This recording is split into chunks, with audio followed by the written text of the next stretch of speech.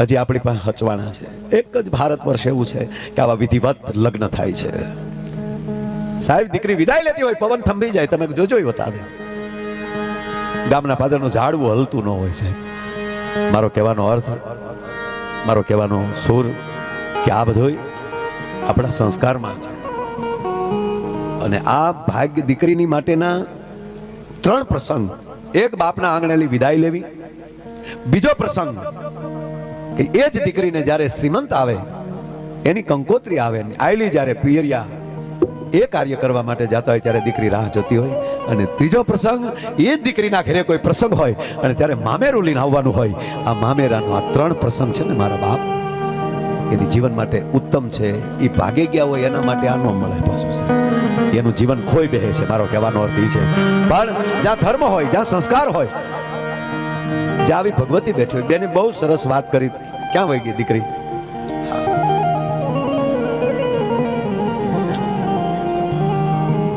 બેસ બેઠા. ઘટના તો એવી છે કે કોહ હાલતો હોય પાણીનો, અને સાહેબ કોહ એક આખો બહાર આવે અને બીજા જો પાણી ભરી જાય તો સામે પ્રવાહ તૂટે. અને ઓલો વડીલ બુઢો બાપ જે સમાજનું નામ લીધું, પાણીનો ડબ્બો લેવા, એટલે આ દીકરીનો બાપ છે, આવતા નહીં અહીંયા. એટલે એમ કે રવા ગયો ને એક ડબ્બો ભરવા ગયો ને બાપા, એમાં દીકરી ભાત લઈને આવી જાય ને બાપાને કે બાપા કાકાને એક ડબ્બો લેવા ગયો ને એ ક્યાં ભરવા જાય. પછી રોજનો ક્રમ થઈ ગયો. દીકરી ભાત લઈને આવો ટાણું થાય ને ત્યારે જ આ પાણી ભરવા આવે. બહુ સરસ વાત તે કરી. અને છેલ્લે દીકરીના લગ્ન લેવાના. નાનું વરણ, માણસોની ભીડમાં તો ન આવીએ કે દીકરીને નેજા માંડી માંડીને જોતી થયો. મારો ભાઈ કેમ ન આવ્યો? કયો વરણ છે, કેટલી ઉંમર છે, એ પ્રેમમાં ન હોય સાહેબ, એ હૃદયમાં હોય. અને આ માણા ધારથી હેઠું ગાડું ઉતર્યું ને તા કાંઠે ઉભેલો. દીકરી કીધું જાડડિયું ને ગાડે ખેડૂત કર, ગાડું ઉભું રાખ, મારો ભાઈ ઉભો છે. અને ખોળો પાથરીને જે આપે છે કીધું એને.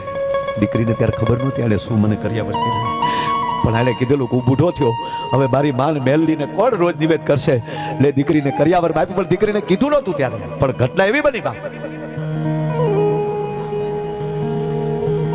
લગ્ન થઈ ગયા, દીકરીને પહોંચી ગઈ મારી.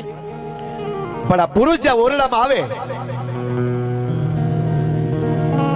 છડપ દિન પાછો વયો જાય. એક દી એક રાત, 2 દી 2 રાત.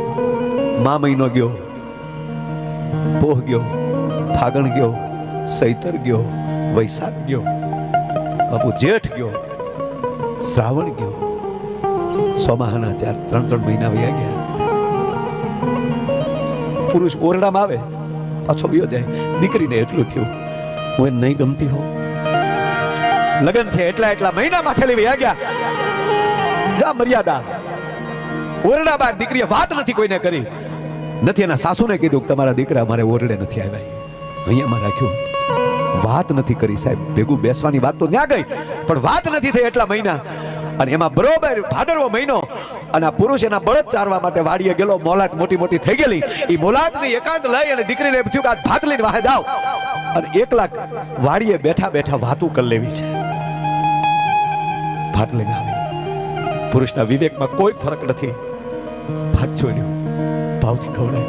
પછી કહે છે, સાંભળો છો એક વાત કહું, એટલા મહિના થયા તમે મારે ઓરડે નથી આવ્યા. દીકરી તારી વાત હું પૂરી કરવામાં ઓરડે નથી આવ્યા, અને મારે તમે વાત નથી કરી, હું નથી ગમતી એવું છે, અથવા તો તમારી મરજી વગર મારી સાથે લગ્ન થયા છે, અથવા તો તમારા હૃદયમાં કોઈ બીજું સ્થાન બેઠું છે, તો હું તમારી ધર્મપત્ની તરીકે હું રજા આપું છું કે તમારું સુખીથી સંસાર માંડો.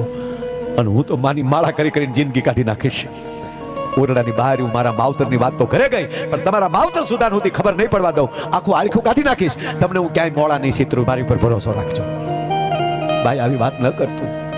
મારા સપનામાં બીજું ન હોય તો ઓરડે કેમ નથી આવતા? ક્યાંથી આવું? આ ડોશી ઊભી સામે, હે કે આ ડોશી હારો હાર હોય તારી? ક્યાં છે ડોશી? આ રહી, આ કાળી કામળી ઓઢીને ઊભી છે. હાર દીકરીને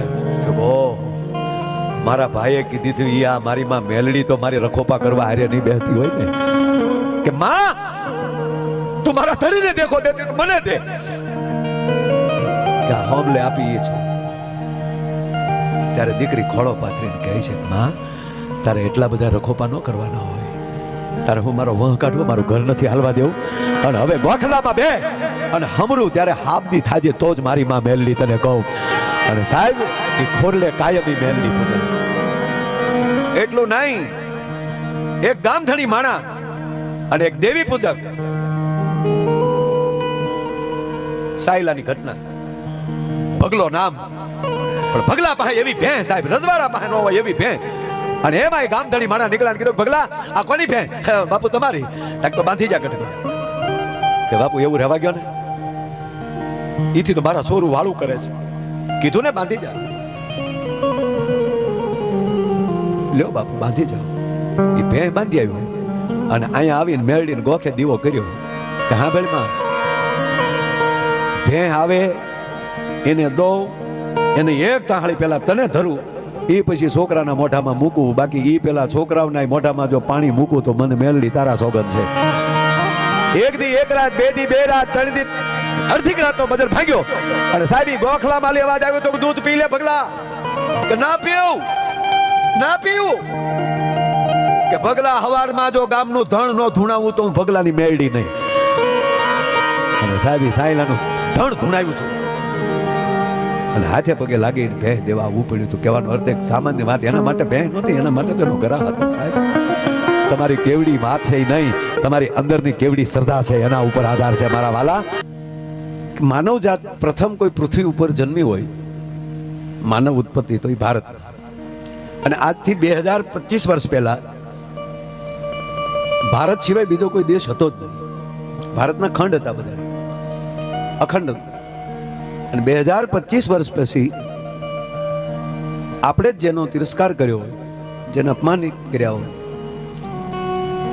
એમાં એક માલધારીનો દીકરો જે 2082 વર્ષ પહેલા મહારાજા વિક્રમ, એ પરિવાર એની સાથે જોડાયેલો આખો ઇતિહાસ છે સાહેબ.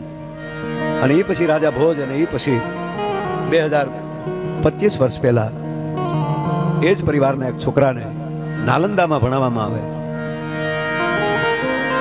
સંપૂર્ણ ગીતાજી ઉપર ભગવાન કૃષ્ણને ફોલો કરનારો માણસ, અને એને આપણે શુદ્ર ગણી અને ત્યાગ કર્યો. અને રાજા સામે બળવો થયો કે તમે આને શુદ્ર કઈ રીતે કહી શકો. એટલે એની આજુબાજુમાં રહેનારા માણસો, રાજા ભોજ પછીના રાજા જે હતા, એના કાન ભંભેરવામાં આવ્યા કે આને એવી સજા કરો કે સજાથી કંપી જાય અને પછી તમારો કોઈ વિરોધ ન કરી શકે. ભગવાન કૃષ્ણએ 5500 વર્ષ પહેલા સમરસતા લાવ્યા કે અર્જુન, કોઈ નીચ ઉચ્ચ નહીં, સર્વધર્મ પરિત્યજ્ય મામે કમ શરણ. બીજો કોઈ ધર્મ નહીં, બીજો કોઈ સમાજ નહીં, બધા એક સરખા. એ 5500 વર્ષ પહેલા ભગવાને ધર્મની સ્થાપના કરી, બધાને એક સરખા કરી નારાયણ નીકળી ગયા. અને એ બધું 3000 વર્ષ ચાલ્યું અને ફરીવાર પાછું બ્રાહ્મણ, શૂદ્ર, ક્ષત્રિય, વૈશ્ય અને ક્ષત્રિય, આ ત્રણેય વર્ણ નથી, વ્યવસ્થા છે. અને આ ચારે ચાર વસ્તુ પોતાના એક જ ઘરમાં હોવી જોવે. એક દીકરો ક્ષત્રિય હોય, એક દીકરો બ્રાહ્મણ હોય, એક દીકરો મિલિટરીમાં હોય એટલે ક્ષત્રિય, એક દીકરો આવા યજ્ઞ કરતો હોય બ્રાહ્મણ, એક દીકરો આખા ઘરની સેવા કરતો હોય એટલે શૂદ્ર, અને એક દીકરો ઘરની વ્યવસ્થા માટે વેપાર કરતો હોય એટલે વૈશ્ય.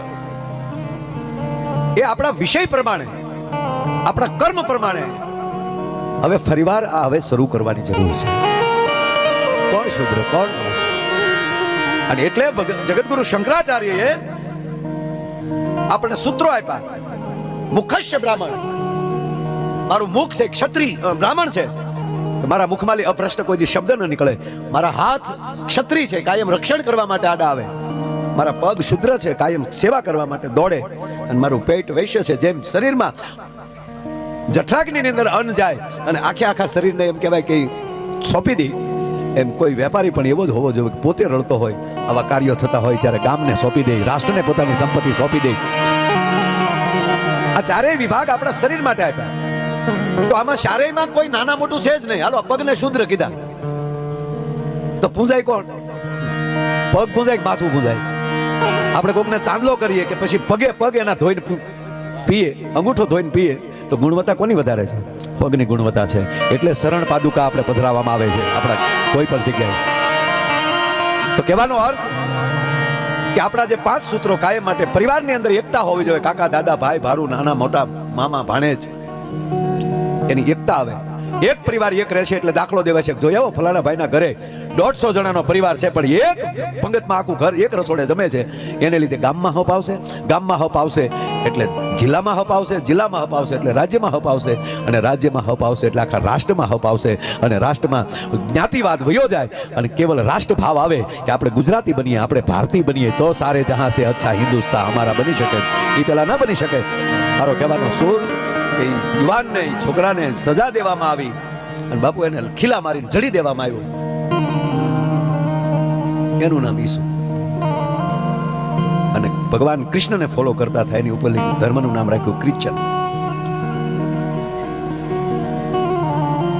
કહેવાનો અર્થ અત્યારે આખું ધર્મવાદ ઉપર વયું ગયું. માણસોને ધર્મ પરિવર્તન કરાવવામાં ના, કેવલ એક જ એવો નારાયણ છે ભગવાન. આપણે ભાગશાળી છે બધા કે કોઈ ધર્મના ભગવાન એવું નથી કીધું કે આખું બાઇબલ લઈ લો એમાં ક્યાંય ઈસુ ભગવાન એવું નથી બોલ્યા કે આઈ એમ ગોડ.